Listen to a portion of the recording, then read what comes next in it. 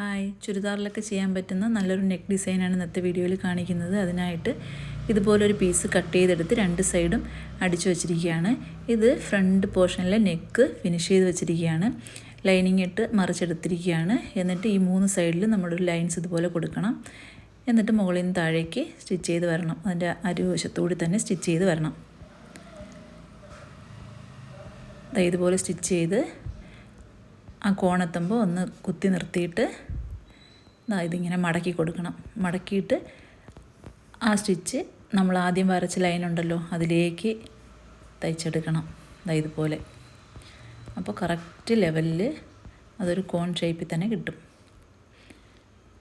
ഇങ്ങനെ സ്റ്റിച്ച് ചെയ്തിട്ട് സൂചിയോടെ കുത്തി നിർത്തി നമ്മുടെ ആ ഒരു പട്ട തിരിച്ചിങ്ങനെ എടുത്തിട്ട് അതിന് മുകളിൽ കൂടി ഒന്നുകൂടി സ്റ്റിച്ച് ചെയ്യണം.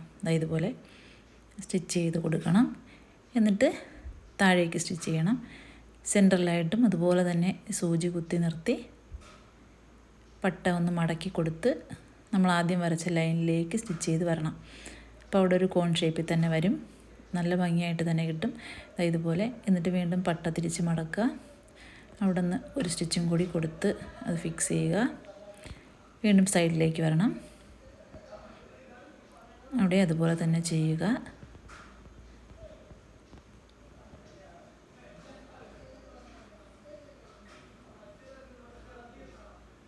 എന്നിട്ട് മുകളിലേക്ക് തയ്ച്ചെടുക്കാം. ഇതുപോലെ.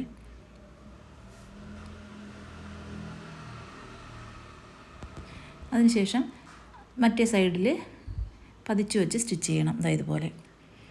ഇത് പട്ടിൻ്റെ ഒരു മെറ്റീരിയൽ ആയതുകൊണ്ട് കുറച്ച് തെന്നിപ്പോകുന്ന തുണിയാണ്. അത് നന്നായിട്ട് പിടിച്ചു വെച്ച് സ്റ്റിച്ച് ചെയ്തെടുക്കണം. ഇതുപോലെ. അപ്പം നല്ല ഭംഗിയിൽ തന്നെ ഫൈനൽ ലുക്ക് കിട്ടിയിട്ടുണ്ട്. ഇതുപോലെയാണ് വരുന്നത്. അപ്പോൾ ഈ വീഡിയോ നിങ്ങൾക്ക് യൂസ്ഫുൾ ആയി എന്നുണ്ടെങ്കിൽ ഒന്ന് സബ്സ്ക്രൈബ് ചെയ്ത് സപ്പോർട്ട് ചെയ്യണേ. താങ്ക്